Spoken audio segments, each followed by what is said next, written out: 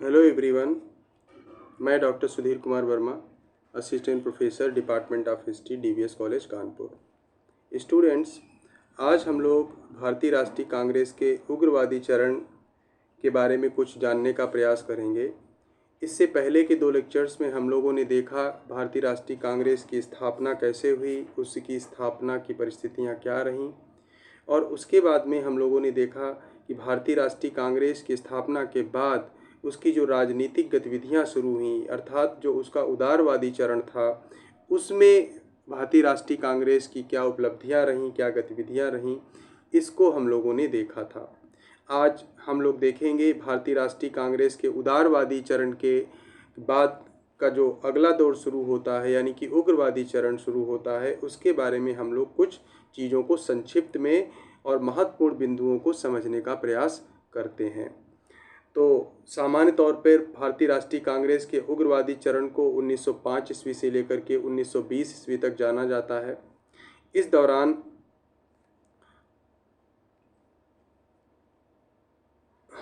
दौरान कांग्रेस की जो गतिविधियां हैं उसमें कुछ गर्मपंथी विचारधारा के नेताओं की सक्रियता हमें देखने को मिलती है, और यही कारण है कि इसको गर्मपंथी चरण के तौर पे, यानी कि कांग्रेस का जो एक तरह से नरम पंथ के बाद यानी उदारपंथ के बाद जो अगला चरण शुरू होता है 1905 से लेकर के 1920 ईस्वी तक, इसको हम लोग चरमपंथी चरण के तौर पे या extremist phase of Indian national Congress के तौर पे जानते हैं। और इसके उदय के पीछे कुछ महत्वपूर्ण कारण भी थे। जैसे अगर हम संक्षिप्त रूप में देखें कि कांग्रेस का जो उदारवादी चरण है, यानी कि उदारवादी दौर में कांग्रेस की जो राजनीति थी वो एक तरह से निष्क्रियता की राजनीति थी, और ब्रिटिश के विरोध की राजनीति नहीं थी, बल्कि ब्रिटिश के साथ सहयोग की राजनीति थी, और विनम्रता से कुछ जो है उनसे प्राप्त करने की उम्मीदों पर आधारित राजनीति थी। उसी के असंतोष का परिणाम हमें 1905 ईस्वी से लेकर के 1920 ईस्वी के दौरान जो उग्रवादी चरण का दौर उग्रवादी चरण का जो दौर जारी रहता है, उसमें हमें कुछ कांग्रेस की राजनीतिक गतिविधियों में और उसके तौर तरीकों में परिवर्तन दिखाई पड़ता है। और अगर हम लोग भारतीय राष्ट्रीय कांग्रेस के इस उग्रवादी चरण में अगर इसके हम कारणों की बात करें, यानी कि उदय के कारणों की बात करें कि तो हमें कुछ महत्वपूर्ण बिंदु दिखाई पड़ेंगे। जैसे भारतीय राष्ट्रीय कांग्रेस के इस उग्रवादी चरण में इसका जो उद्भव का सबसे प्रमुख कारण था, उसको हम इकोनॉमिक पॉइंट ऑफ व्यू से, यानी कि आर्थिक नज़रिए से या आर्थिक संदर्भ या औपनिवेशिक शोषण के संदर्भ में भी समझ सकते हैं। जैसे दादा भाई नौरोजी, जिनको एक उदारवादी नेता के तौर पे या उदारवादी कांग्रेसी नेता के तौर पे जानते हैं, स्वतंत्रता सेनानी के तौर पे जानते हैं, उन्होंने सबसे पहले अपनी पुस्तक poverty and un British rule in India में ब्रिटिश शासन के औपनिवेशिक चरित्र को उजागर किया। यद्यपि दादा भाई नौरोजी एक उदारवादी नेता थे, लेकिन इनके द्वारा समय समय पर भारत में ब्रिटिश शासन के द्वारा जो भारत का औपनिवेशिक शोषण किया जा रहा था, उसको समय समय पर अपने लेखन के माध्यम से, अपनी किताब के माध्यम से, अपने लेखों के माध्यम से उजागर किया जाता रहा, और जनमानस में, यानी कि भारतीय जनमानस में उसको प्रसारित करने का भी प्रयास किया गया। और संभवतः दादा भाई नौरोजी की यह हमेशा ब्रिटिश सरकार से मांग भी रही कि भारत का जो औपनिवेशिक तंत्र है, यानी कि भारत में जो ब्रिटिश शासन कर रहा है, उसका जो चरित्र है वो दरअसल आर्थिक शोषण का चरित्र है। इसीलिए इंडिया में जो ब्रिटिश शासन है वो कैसा है, अन ब्रिटिश शासन है। तो दादा भाई नौरोजी ने भी एक तरह से ये कहा, दादा भाई नौरोजी ने जो औपनिवेशिक शासन की जो आर्थिक मीमांसा की, उसके परिणाम स्वरूप जो एक तरह से जो आने वाले नेता हैं, उन्होंने ब्रिटिश शासन के इस चरित्र को, औपनिवेशिक शोषणकारी चरित्र को समझा और इसके खिलाफ एक तरह से अपनी आवाज़ को तीव्रता से व्यक्त करने का निर्णय लिया, जो कह सकते हैं कि हम एक तरह से भारतीय राष्ट्रीय कांग्रेस के इस उदारवादी चरण के उद्भव का एक प्रमुख कारण बना। इसके बाद हम लोग कुछ अन्य चीज़ों को भी देखते हैं, जैसे राष्ट्रवादियों, जो एक तरह से जो राष्ट्रवादी लीडरशिप जो इस समय इमर्ज करके आ रही थी, उसने इस बात पर गौर किया तो अभी तक जो भारतीय राष्ट्रीय कांग्रेस की जो लीडरशिप है वो दरअसल एक तरह से प्रार्थना पत्रों की राजनीति कर रही है, एप्लीकेशंस की राजनीति कर रही है। और उसका ऐसा मानना है कि ब्रिटिश को अगर हम अपनी समस्याओं से अवगत करा देंगे तो निश्चित रूप से वो हमारी समस्याओं का समाधान करेंगे। इसीलिए उदारवादी नेताओं के द्वारा कभी भी भारत से ब्रिटिश शासन को समाप्त करने की वकालत नहीं की गई, बल्कि यहाँ से अन ब्रिटिश शासन को समाप्त करने की बात की गई। तो एक तरह से जो आने वाले राष्ट्रवादी नेता थे उन्होंने महसूस किया कि अभी तक जो उदारवादी राजनीति चल रही है उससे कभी भी राष्ट्र का भला नहीं हो सकता है, या अर्थात इस तरह की राजनीति से भारत का शोषण ब्रिटिश के द्वारा हमेशा किया जाता रहेगा और उसका कोई भी परिणाम सामने नहीं निकलेगा। और अगले कारण के तौर पे अगर हम बात करें, अगले कारण के तौर पे देखेंगे कि भारत में समय समय पर ब्रिटिश शासन के आर्थिक शोषण के परिणाम स्वरूप अब अकाल और भूखमरी की समस्याएं बढ़ती जा रही थीं। निरंतर अकाल की फ्रीक्वेंसी बढ़ गई थी, प्लेग जैसी महामारियों का विस्तार हो रहा था। इस समस्या के दौरान ब्रिटिश शासन के द्वारा या ब्रिटिश सरकार के द्वारा जो भी राहत की व्यवस्था थी वो बिल्कुल नहीं की जा रही थी, या जो की जा रही थी वो भी अपर्याप्त स्थिति में थी। तो ऐसी स्थिति में भारतीयों को इस बात का एहसास हुआ कि ब्रिटिश शासन में उनकी स्थिति एक असहाय व्यक्ति की जैसी है, जिसकी किसी प्रकार से कोई सहायता इस सरकार के द्वारा नहीं की जा सकती है। एक तरह से कह सकते हैं कि राष्ट्रवादियों में इस शासन के विरुद्ध या ब्रिटिश शासन के विरुद्ध एक तरह से असंतोष की भावना का विस्तार होने लग गया। और यही कारण रहा कि एक तरह से कांग्रेस के उदारवादी चरण के बाद जो नेता आए, जो एक तरह से जो लीडरशिप निकल करके आई, उसको हम चरमपंथी या उग्रवादी नेता के तौर पे, राजनीति के तौर पे जानते समझते हैं। अब हम अगले कारण के पर बात करेंगे। तो अगला कारण ये है कि ब्रिटिश शासन के दौरान भारत से निरंतर धन की निकासी तो की जा रही थी। जैसा हम लोगों ने देखा, दादा भाई नौरोजी ने poverty and un British rule in India में कहा कि भैया भारत का ब्रिटिश शासन के द्वारा औपनिवेशिक शोषण किया जा रहा है और धन की निकासी हो रही है। तो इसके परिणाम स्वरूप भारतीय अर्थव्यवस्था पर कुछ नकारात्मक प्रभाव पड़े, जैसे बहुत सारे लोगों का रोजगार छिन जाना, बेरोजगारी की स्थिति का बढ़ जाना, और इसके परिणाम स्वरूप अकाल और भुखमरी की जो स्थिति है और ज़्यादा बढ़ जाना। तो परिणाम स्वरूप ब्रिटिश शासन के विरुद्ध असंतोष की भावना बढ़ी। और इसी दौरान हम अंतर्राष्ट्रीय लेवल पे भी कुछ चीज़ें देखें तो हमें वहाँ पर भी दिखाई पड़ती हैं। जैसे इसी समय रूस की क्रांति हुई, इसी समय रूस पर जो है जापान की विजय हुई, इसी समय हम देखेंगे यूथोपिया ने इटली को पराजित कर दिया, और भी कई सारी ऐसी अंतर्राष्ट्रीय राजनीतिक घटनाएं हुई जिनमें ऐसा प्रतीत हुआ कि कम शक्ति संपन्न देश भी अपनी एकता के माध्यम से, अपनी राजनीतिक सक्रियता के माध्यम से, अपने संगठन के माध्यम से मजबूत और शक्तिशाली राष्ट्रों को पराजित कर सकते हैं। तो इस बात से प्रेरित होकर के या इन सब घटनाओं से प्रेरित होकर भी यहाँ भारत में राजनीति के दौर में एक परिवर्तन दिखाई पड़ा और एक तरह से राष्ट्रवादी या गर्मपंथी राजनीतिक दौर जो है भारत में शुरू हुआ। तो हम लोगों ने देखा अभी कि किस तरह से उदारवाद के बाद में भारतीय राजनीति में उग्रवाद या चरमपंथी राजनीतिक गतिविधियों के उदय के कारण क्या रहे। जैसे दादा भाई नौरोजी की जो आर्थिक मीमांसा की गई उसके बारे में कुछ बातें हमने बताई कि यहाँ पर ये कारण भी रहा। राष्ट्रवादियों ने महसूस किया कि कांग्रेस की राजनीति से कुछ फ़ायदा नहीं होने वाला है। अकाल और भुखमरी की भी समस्याएं रहीं। धीरे धीरे जनता के बीच में बेरोजगारी की समस्या रही। अन्यायपूर्ण शासन को समझने का एक सिलसिला भी शुरू हो गया। अंतर्राष्ट्रीय लेवल पे भी कुछ घटनाएं घटित हुई। यही सब कारण जो है चरमपंथी काल में राष्ट्रवादी नेताओं के उदय के कुछ महत्वपूर्ण कारण बने। अब हम लोग देखेंगे कारण के बाद में आखिर इनकी रणनीति क्या होती थी।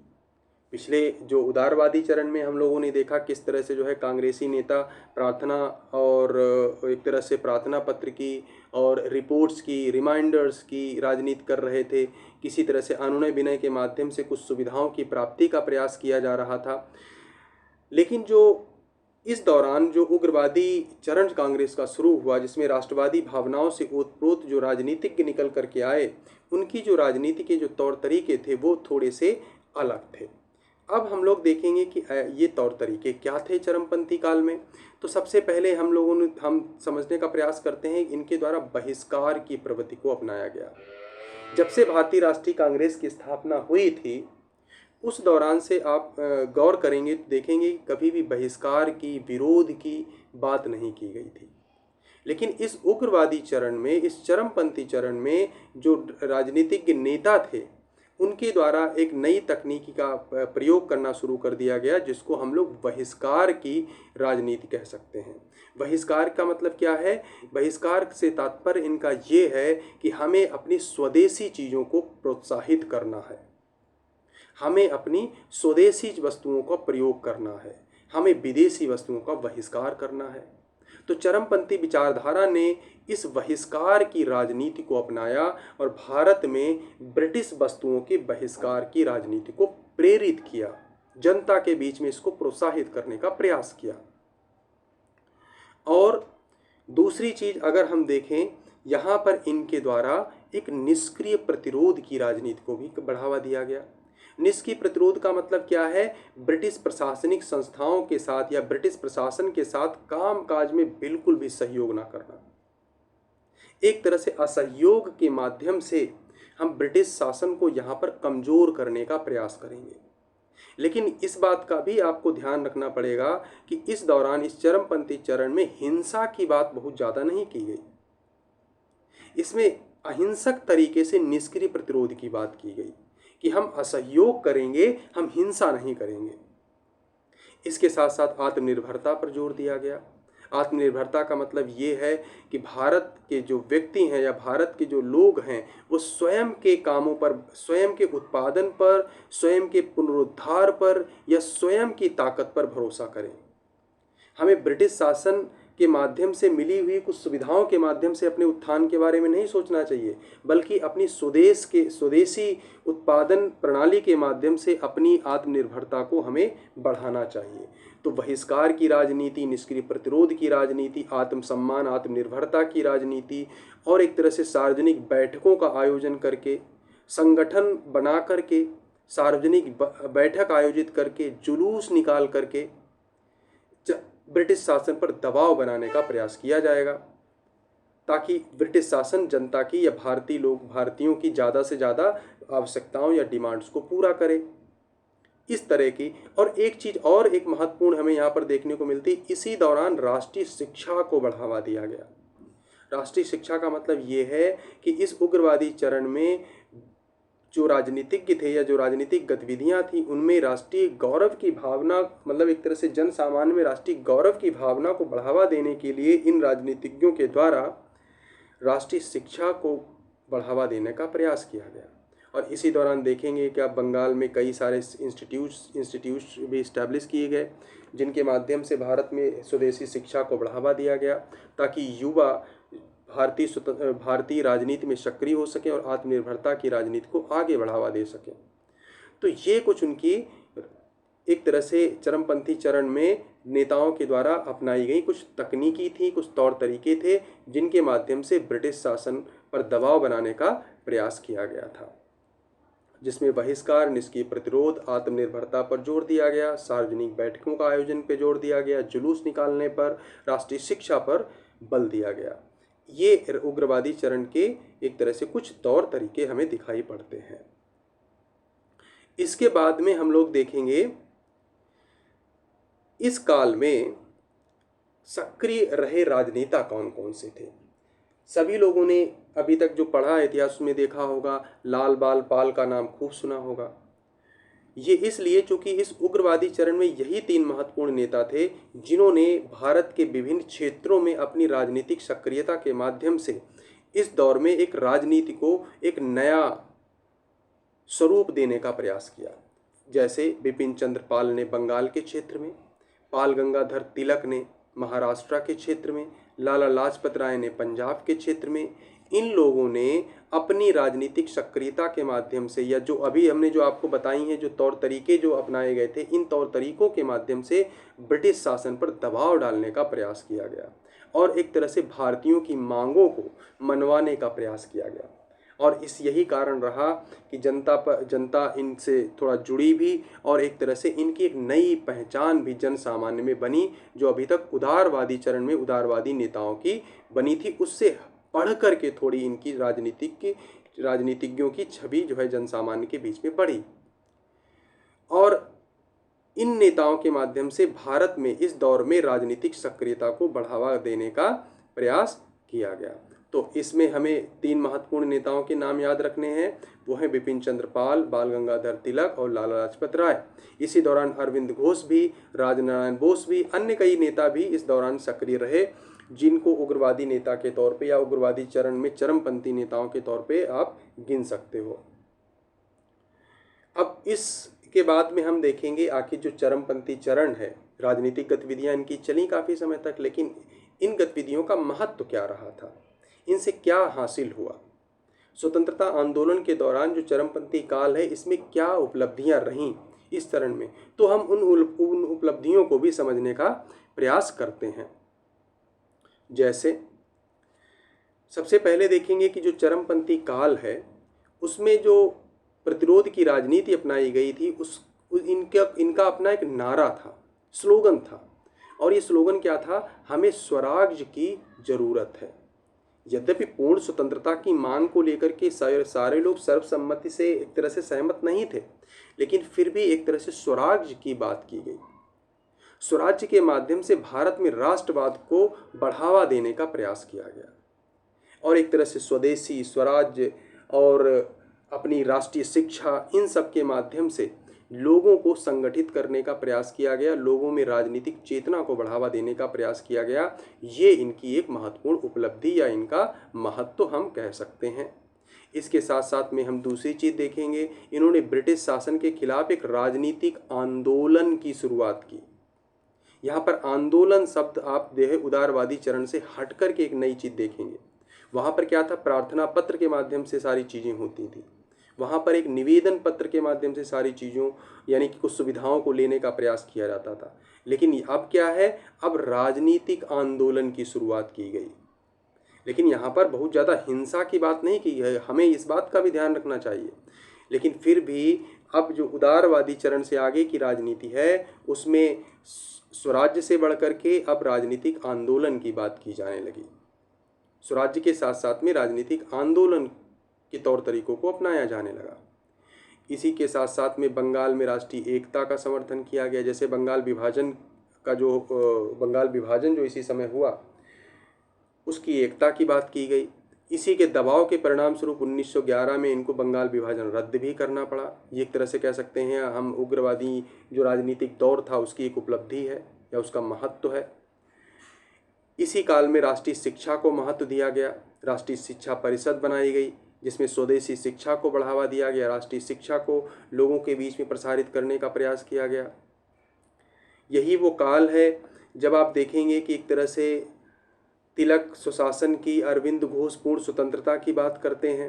हालांकि यहाँ पर ये देख सकते हो कि जो नेता सक्रिय हैं उनके अपने अपने लक्ष्य हैं, उनके अपनी विचारधारा है, वो किस तरह से कहते हैं कि हमें स्वराज्य का हमारा मतलब क्या है।